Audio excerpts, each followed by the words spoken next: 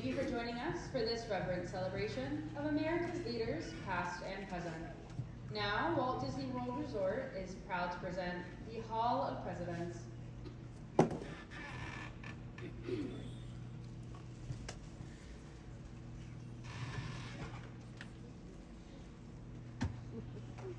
This program is dedicated to the memory of Walt Disney. In 1971, his love for America inspired the creation of the Hall of Presidents, a place to celebrate the optimism and goodwill he saw at the heart of the American story. Walt's vision was to honor the nation by honoring the American presidency.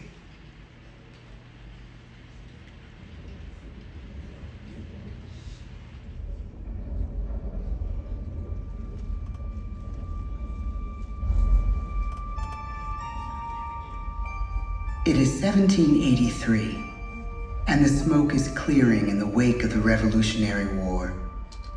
Over the course of 8 grinding years, General George Washington has led a force of shopkeepers, farmers, and Native American allies to victory over the greatest military power in the world. A new nation has been born, independent and free. The founders must form a national government. In 1787, through months of passionate debate, they create a written constitution. For the country's highest office, they imagine something new in the history of the world. A leader not born to power like a king or queen. A leader who has not seized power through conquest. A leader not separate from the people, but elected by the people. From among the people. We, the people. This is a new idea, an American idea. The idea of a president.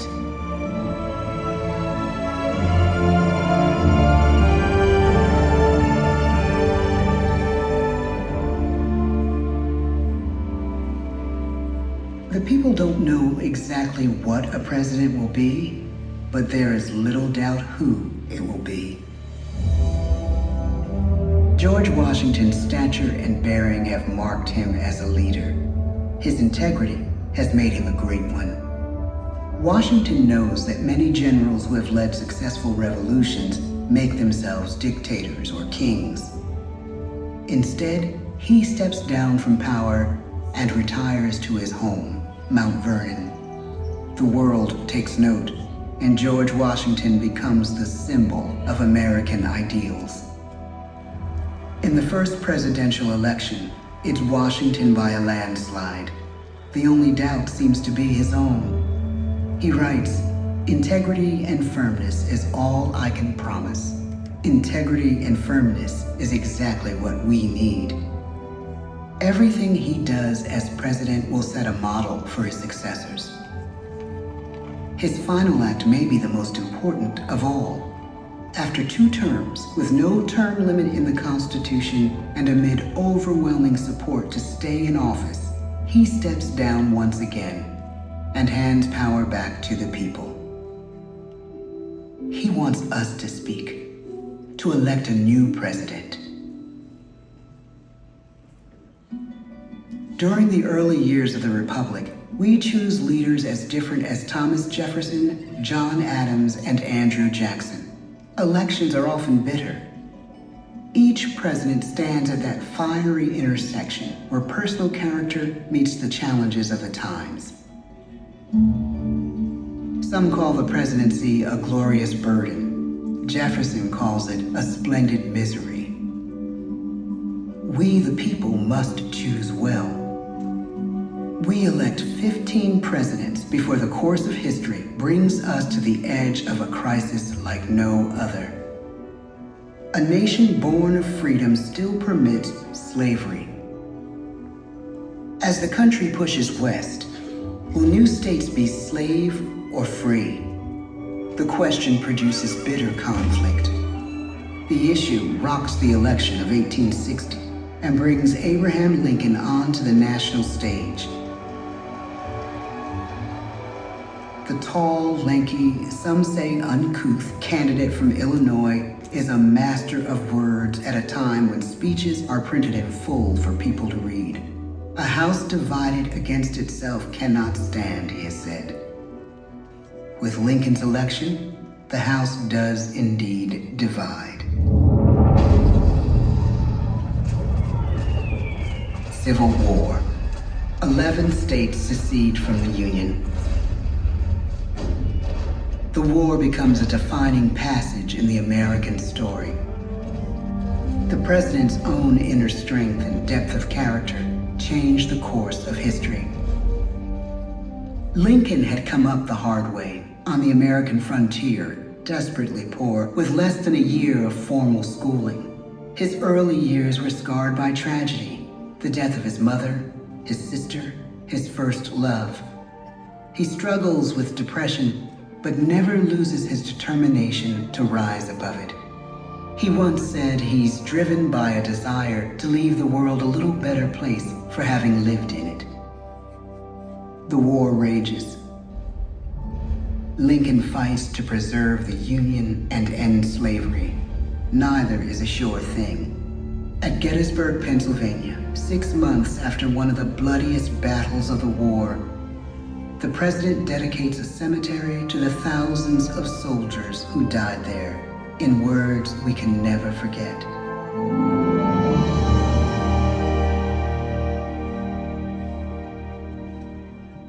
Fourscore and 7 years ago, our fathers brought forth on this continent a new nation, conceived in liberty and dedicated to the proposition that all men are created equal.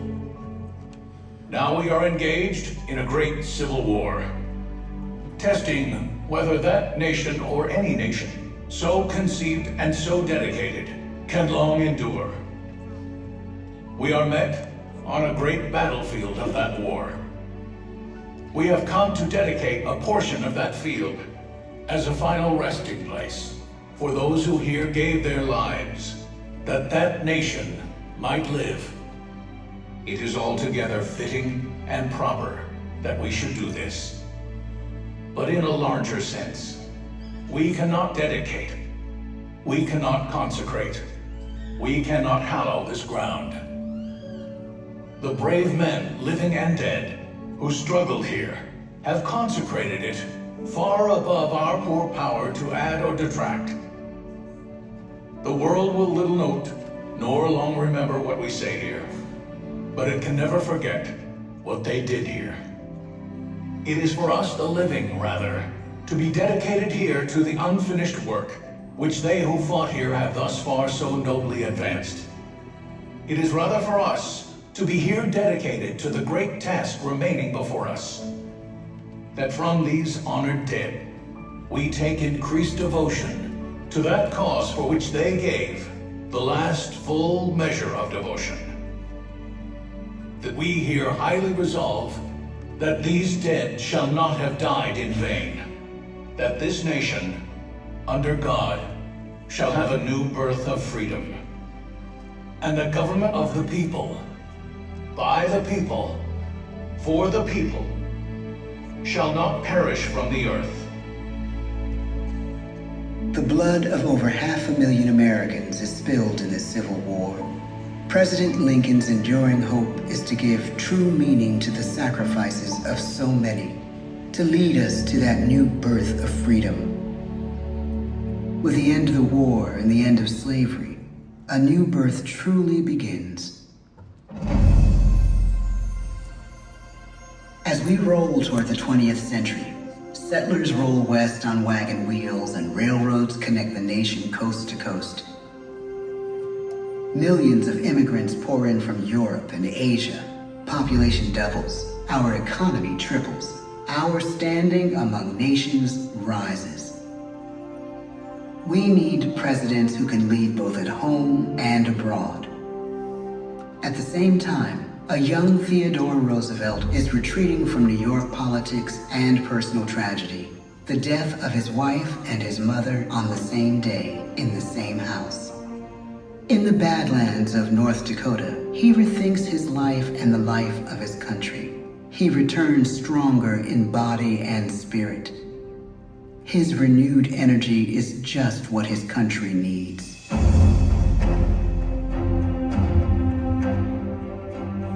American industry is booming, but social tensions are rising. A progressive movement is bubbling up, pushing for change, and change is needed in the working and living conditions in cities. The gap widens between rich and poor. The demand for change grows stronger.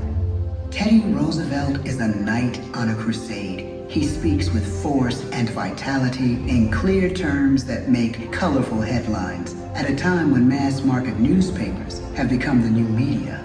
To define his foreign policy, he borrows a phrase from an African proverb: speak softly and carry a big stick.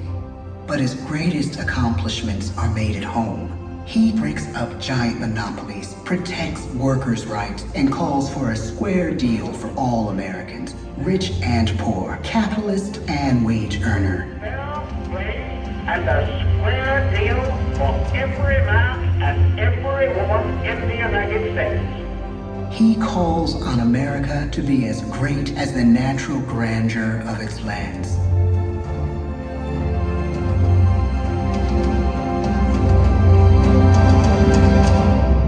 Keep your eyes on the stars and your feet on the ground, he tells us.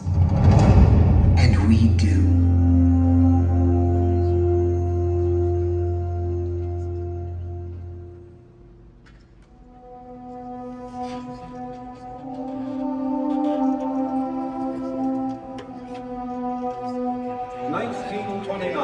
The bottom fell out of the market. 12 million unemployed. The breadlines and the soup. The results of the 1932 election now appear. When we elect our 32nd president, it is the worst of times. The course of history and the course of one president's life again shape a turning point in our national destiny. Franklin D. Roosevelt, paralyzed by polio, knows how to restore the faith of a people paralyzed by the Great Depression.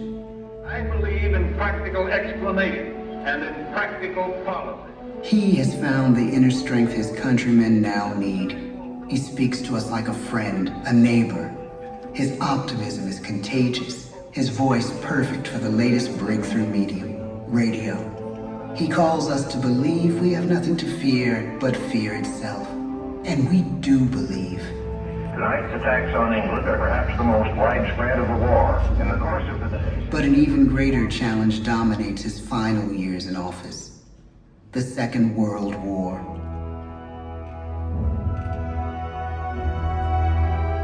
We must be the great arsenal of democracy. This is an emergency as serious as war itself. We stun the world with our production. When bombs fall on U.S. troops in Pearl Harbor, he calls us to fight on the war front and sacrifice on the home front.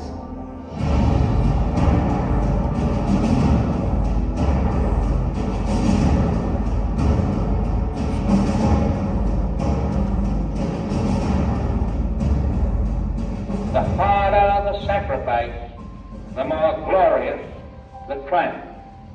So spoke America in the year 1776. So speak Americans today. The world changes. The country changes. And yet, in one sense, what we need most from our presidents has never changed.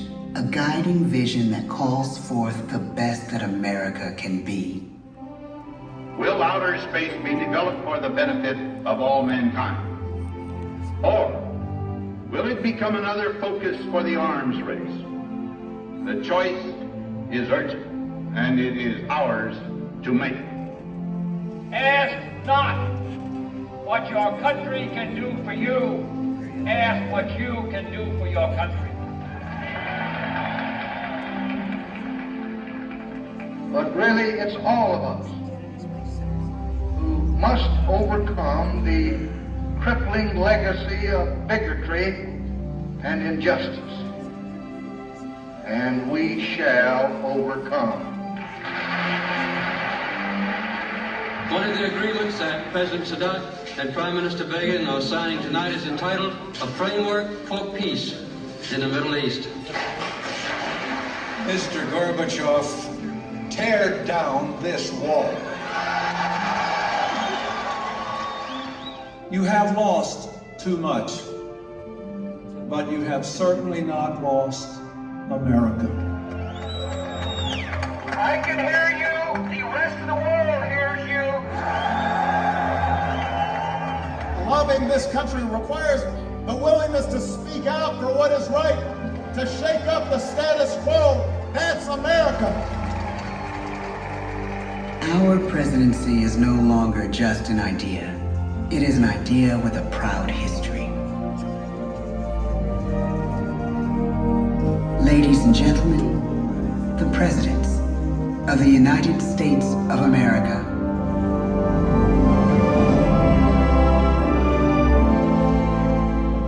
George Washington, John Adams, Thomas Jefferson,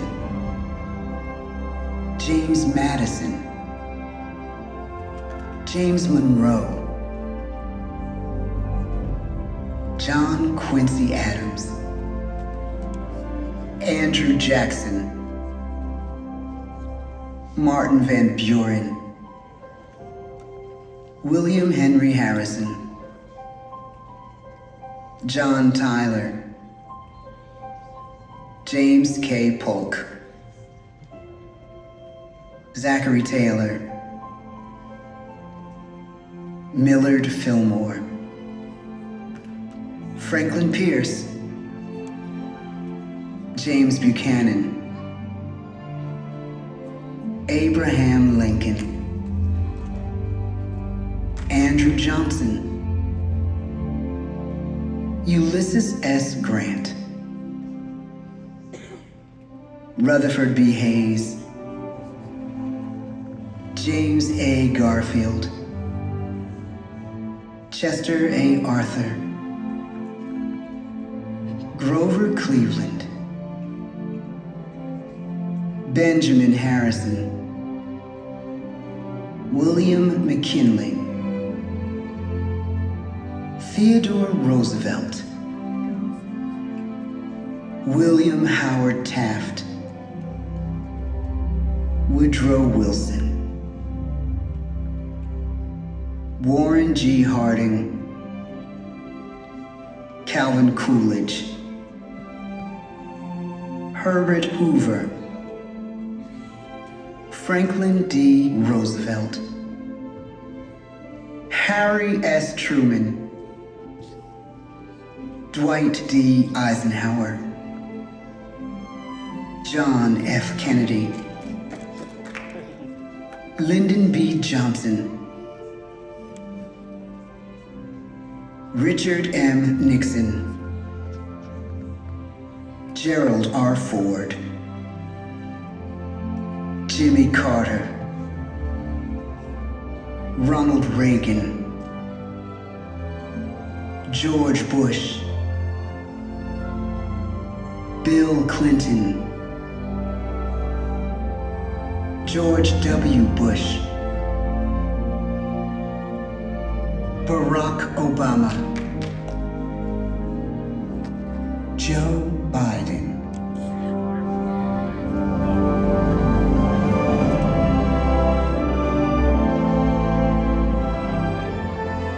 And now we come to the present. Once again, we place our trust in the idea of a president, as we have from the beginning. My fellow citizens, no event could have filled me with greater anxieties than that notification on the 14th day of April, 1789, that you had selected me to lead our nation. But it was with the confidence of my fellow citizens that I took an oath. 35 simple words that have been repeated by every American president throughout history. I, Donald John Trump, do solemnly swear that I will faithfully execute the office of President of the United States and will, to the best of my ability, preserve, protect, and defend the Constitution of the United States. So help me God. The presidency of the United States is a role unique in the world, an office entrusted to each president by us, we the people. Therein lies the genius of that new idea, now over 200 years old. A new idea our presidents have turned into a great American idea again and again.